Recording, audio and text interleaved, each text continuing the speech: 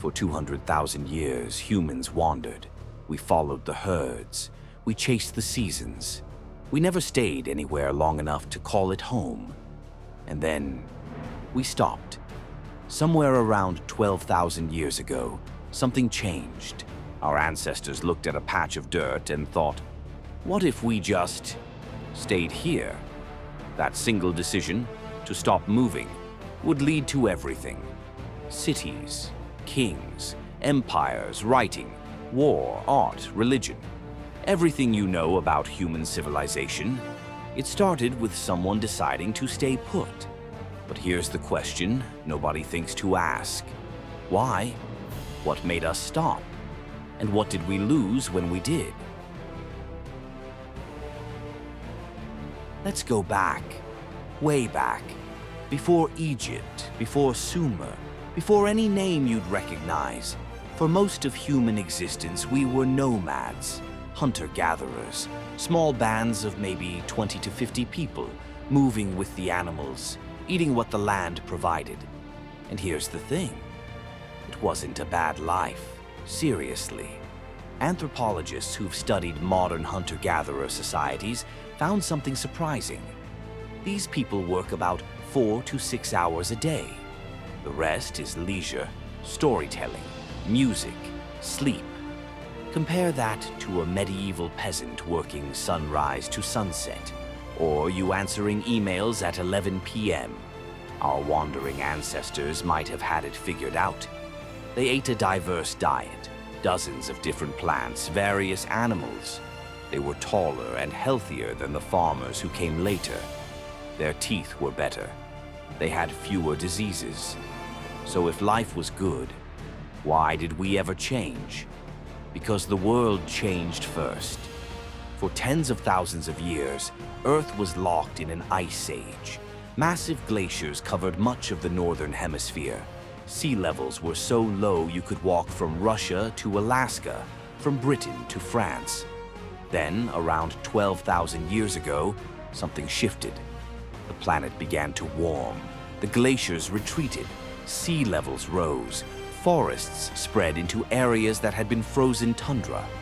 And in one particular region of the world, something special happened. This is the Fertile Crescent, a curve of land stretching from modern-day Israel through Syria, Turkey, and down into Iraq. As the Ice Age ended, this region became a paradise. Wild wheat and barley grew in thick stands. Gazelles, deer, and wild goats roamed in huge numbers. Rivers flowed with fish. The climate was mild, the soil was rich. For hunter-gatherers, this was the jackpot.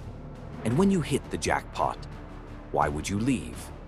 For the first time in human history, some groups stopped moving.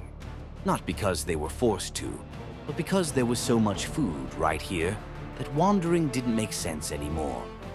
They built the first permanent shelters, the first villages, and that's when everything got complicated. Here's the thing about staying in one place. It changes you. When you're a nomad, you can only own what you can carry. When you settle down, suddenly you can accumulate stuff. Tools, stored food, possessions. You can also accumulate something else. People. Nomadic women typically had children spaced 4 to 5 years apart. Hard to carry more than one infant while traveling. But settled women. They could have babies much more frequently. Populations exploded. More people meant more hands to harvest wild grain. More grain meant you could feed more people. A beautiful cycle. Until it wasn't. See, wild wheat and barley can only produce so much. Hunt too many gazelles and they don't come back. More people meant more pressure on the land. And here's where the trap closed. You've got 100 people now, 200. You've got houses, storage, a whole life built here. The wild food is running out. What do? You can't go back to wandering. There are too many of you. You'd starve before you found enough food, so you do the only thing you can. You take those wild grains you've been harvesting, and you plant them yourself. Farming wasn't a brilliant innovation. It was a desperate solution to a problem we created by settling down. And once you start farming, there's no going back. Agriculture didn't happen overnight. It was a slow creep over thousands of years. First, people just encouraged wild plants, burning brush to help them spread, returning to the same patches year after year. Then they started saving seeds from the biggest, best plants and scattering them in good spots. Eventually, they were full-on farmers, plowing fields, digging irrigation channels, domesticating animals. And the plants change too. Wild wheat, when it's ripe, shatters. The seeds fall off so they can spread. Terrible for harvesting. But occasionally, a mutant plant would hold on to its seeds. In the wild, that mutation is a death sentence. The plant can't reproduce. But humans loved it. They harvested those plants, replanted those seeds. Within generations, domesticated wheat couldn't survive without us. We domesticated wheat. But in a way, wheat domesticated us. We were now tied to the land, tied to the seasons, tied to back-breaking labor that would define human existence for the next 10,000 years. Hunter-gatherers worked 4 to 6 hours a day. Farmers worked from sunrise to sunset every single day just to survive. Their diet narrowed to a few staple crops. Their health declined. Their height dropped. Their teeth rotted from all the grain.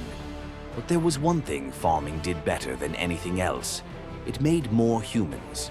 A single acre of farmed land could feed 10 to 100 times more people than the same acre used for hunting and gathering. Populations exploded like never before. And with more people came something new, something that had never existed before. When you have 50 people, everyone knows everyone. Disputes get settled by talking. Leadership is informal. When you have 500 people, 1,000, you need systems. Who decides when to plant? Who gets water when there's not enough? What happens when someone steals from the granary? What do you do with people who won't work? For the first time, humans needed rules, laws, hierarchies. Some people became leaders, others became laborers. For the first time in human existence, there were rich and poor. And religion transformed too. Hunter-gatherers worshipped the spirits of animals, the forces of nature. It was personal, immediate. Settled people built temples. They created priesthoods. Gods became more powerful, more demanding. They required offerings, sacrifices. This is Göbekli Tepe in modern Turkey. Built around 9,500 BCE. That's before farming fully took hold, before pottery, before metal. Massive stone pillars, up to 20 feet tall, carved with animals and strange symbols. It would have taken hundreds of people to build. And here's the mystery. The people who built this weren't farmers yet. They were hunter-gatherers. Some archaeologists think this changes everything we assumed. Maybe we didn't settle down to farm. Maybe we settled down to worship. Maybe religion came first and agriculture followed to feed the workers who built the temples. We don't know for sure, but what we do know is this. Something was pulling humans together, drawing them into larger and larger groups, making them cooperate on scales never seen before. The age of villages was ending. The age of cities was about to begin. By around 5000 BCE, farmers had spread across the Fertile Crescent and beyond. Thousands of villages dotted the landscape, but one region was about to leap ahead. Here, where the Tigris and Euphrates rivers flow toward the Persian Gulf, the soil was impossibly rich. Floodwaters deposited fresh nutrients every year. The land could produce more grain than anywhere else on Earth. The villages here grew larger, and larger, and larger still. They built walls to protect their grain, temples to honor their gods, systems to manage the water that made everything possible. They developed something no human had ever needed before, a way to keep track of it all. Who owed what to whom? How much grain was stored? Who worked which days? They were on the edge of inventing writing. They were on the edge of inventing history itself. In the swamps and plains of southern Mesopotamia, the first true cities were rising. And where there are cities, there are kings. 12,000 years ago, we stopped wandering. In doing so, we gave up something: freedom, leisure, equality, health. But we gained something too: the ability to build, to organize, to dream bigger than any single human life. Everything that came after, every empire, every invention, every war, every work of art, it all started here, with someone deciding to stay.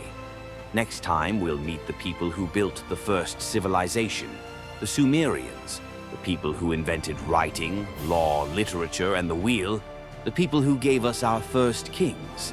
And trust me, their story is just getting started.